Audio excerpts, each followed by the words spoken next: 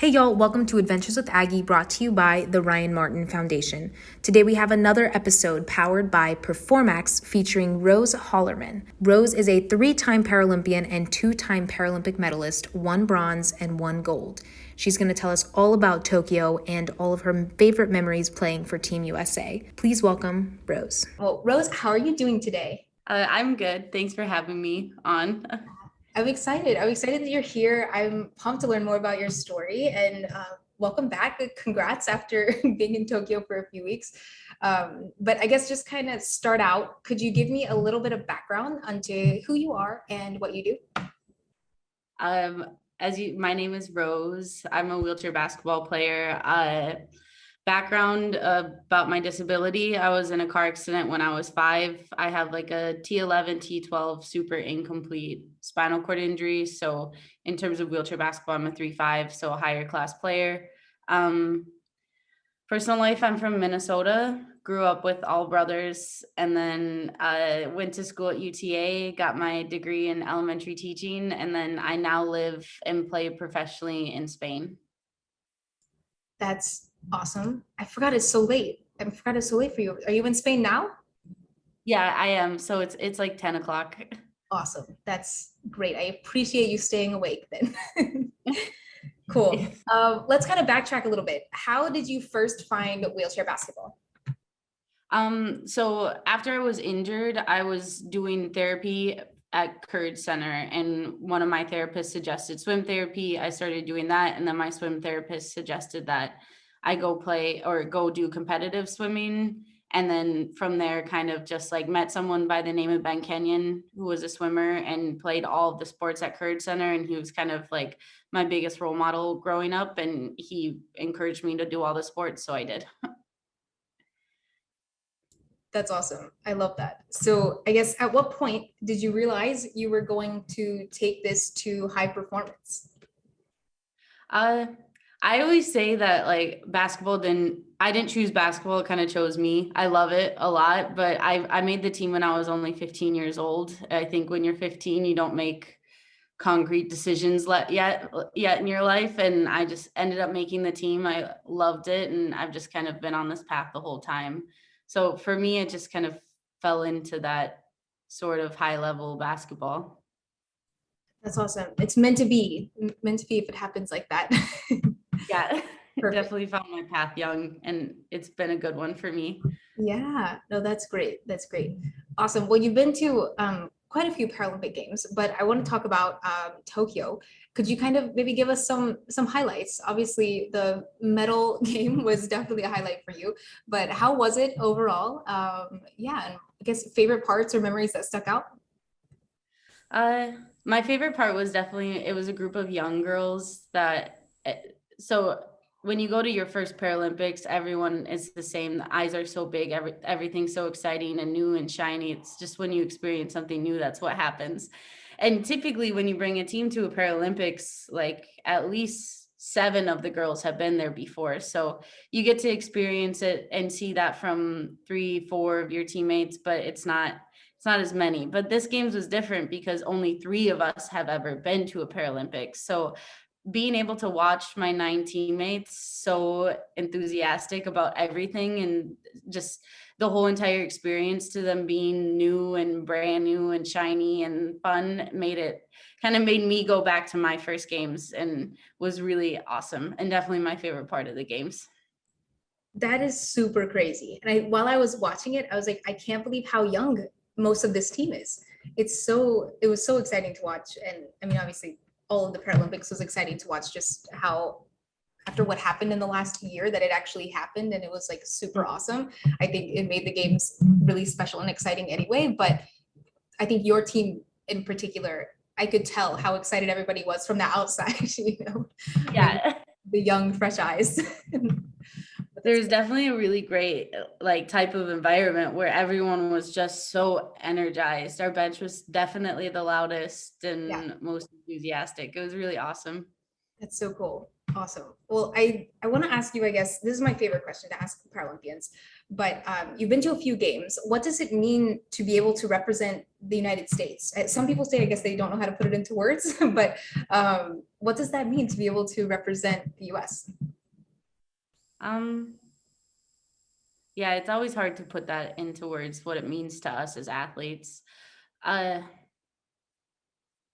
the thing that's really special to me isn't necessarily representing the US, but representing everyone from home. Like thinking back to my family, to I'm from a small town, to that community, from to my college, to everywhere that I'm going around, and everyone that's helped me on my journey. Like I feel a lot of pride with representing all of them, despite where they came from or how they helped me. And now that I'm playing abroad, like being really passionate about like my Spanish teammates that have helped me a lot. So for me, that's really powerful, is getting to feel like I'm representing everyone that's helped me and gotten me there. Yeah, definitely. The circle around you that pushed you to where you are today, which is so cool. Awesome. Well, I want to ask you about being in Spain. How did this opportunity come about, and how was it getting adjusted to being or living in this country and playing basketball? So it just kind of happens in wheelchair basketball. I think it's kind of who you know and the connections that you can make. My coach here in Spain ended up going to Worlds in 2018 and watched us play the Spanish women's team. He liked the basketball I was playing, and then also Jorge Sanchez, who's a U.S. men's player that just won gold. He also lives here and has played basketball with me before, so he told me to come over. And a unique thing about, I don't think moving across moving across the world and living in a different country is strange. Different language, I don't know, it's weird. But the weirdest thing to me has been that I play on an all men's team. So it's only me. With wheelchair basketball, there's classification and how they do it. Then it's the leagues are mixed, and women just go down 1.5 in class. So coming over here and playing with all males has been definitely something that's been different for me to adjust to, but I really do enjoy it. That is a little strange. I've never heard that. I don't know. Maybe I didn't think about it that way. It looks, I don't know, when I'm watching it, that's just how it is. But I've never heard it that way, I guess. But that's really cool that that you're over there and you're playing with the guys, and it's great. Yeah. I love that. Cool. Let's see. I want to ask you about PER4MAX because that's why we're here. Lovely PER4MAX. I was so excited that they were able to put together these interviews and stuff. But how did you first join the PER4MAX family?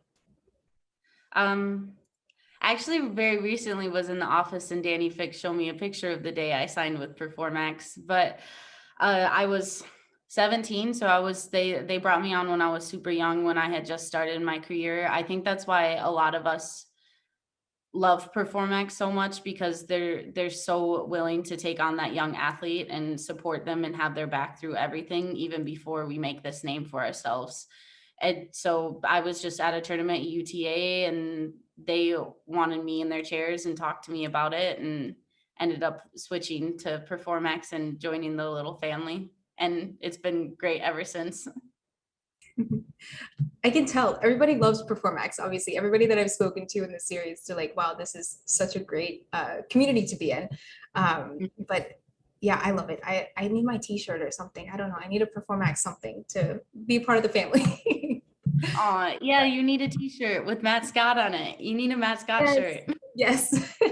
Matt Scott his interview was amazing, that I'll put out, I think just before yours, but super fun. Huge PER4MAX cheerleader. And I think I'm becoming a PER4MAX cheerleader too. Yeah, he's awesome. He's a really great guy. I could imagine that his interview was amazing. He's so well spoken. Very enthusiastic for sure. But awesome. So I have some questions, I guess, from my team that they kind of submit before we do our shows.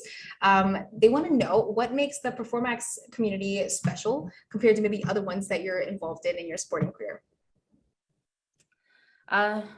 Well, first, for me, I just really can't see how it's the best chair in the world. I think that they're so high end, amazing chairs, that the equipment is so great, but beyond that is just definitely like the family component. Like they'll do anything for us. They'll like recently when I flew back here to Spain, my chair was broken and I got this chair 4 months ago, and they like immediately started working on a new one for me, are making sure I'm taken care of. And just like that type of it's security in your sport too, because if anything happens to our chair, like that's how we're getting around. So the fact that they provide us with like such good care and security and that family environment is really awesome, and what makes it really special. I mean, yeah. For sure. I interviewed Willie as well, and he'll be the first episode of the series. And he was all about his family, you know, and it's so cool how everybody is super connected. And I think when the chairs are that good, y'all are telling the truth, right?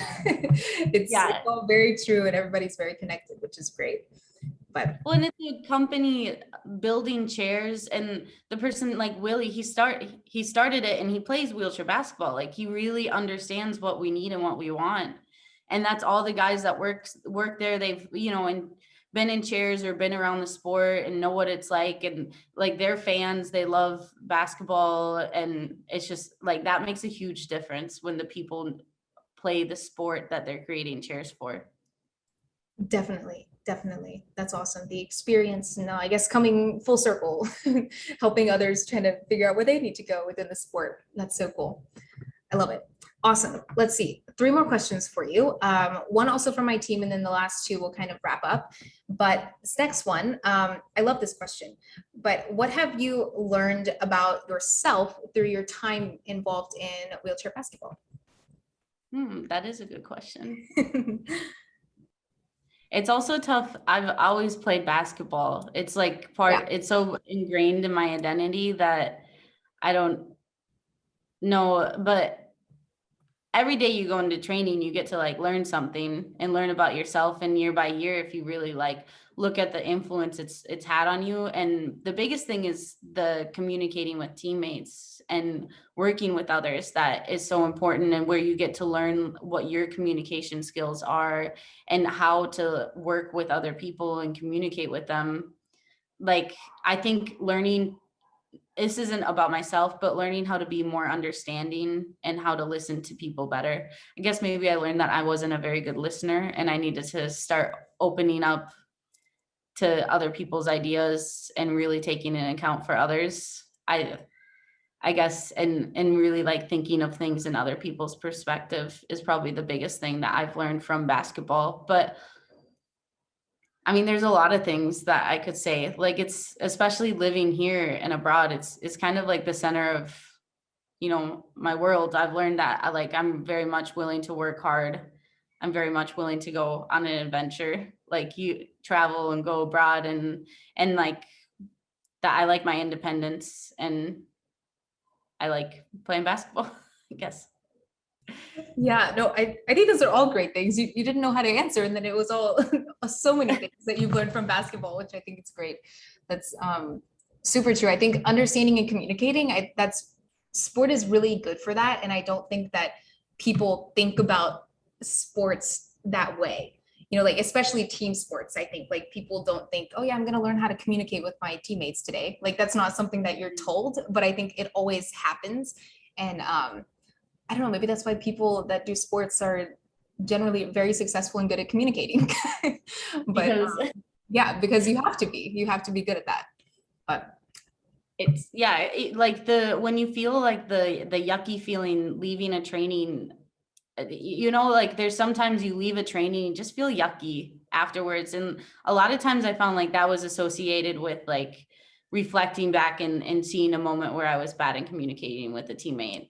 And like, it's very much like it's a team sport. So we need everyone. I want the most out of everyone on my team. I want the most out of myself. And so communication, and you like being able to not have those issues or moments or like yucky feelings within a training, and making sure that you're staying on the same path is so important. Yeah, that's a really good way to describe it. I like that. You don't want that feeling. No, that's not a fun one. Nope. Cool. Let's see. Last 2 questions for you. Could you briefly tell us about maybe a mentor or somebody who was important in your sporting career to help get you to where you are today? I'm just gonna go off of my initial reaction. Typically I say Ben Kenyon because he was like my role model, but today I just like Doug Dixon was my coach back in high school, and he wasn't my coach for super long, but I think he like taught me the best lessons in basketball that I've ever been taught. Like something that I say all the time and I remind myself of constantly is that like you have to love the sport first and last, and to work super hard, but also keep that joy and use that joy to be the fuel that makes you a better player. And that was something that I really like learned from him. And the older I get, the more I like look back on the lessons that he taught me, and I like feel more appreciative of those moments. At the time, he's a great coach, a great guy, an awesome person to be around, but I didn't realize how much he was teaching me until I've been like going further along in my career and learning more. For sure. That was like a perfect lead into my last question.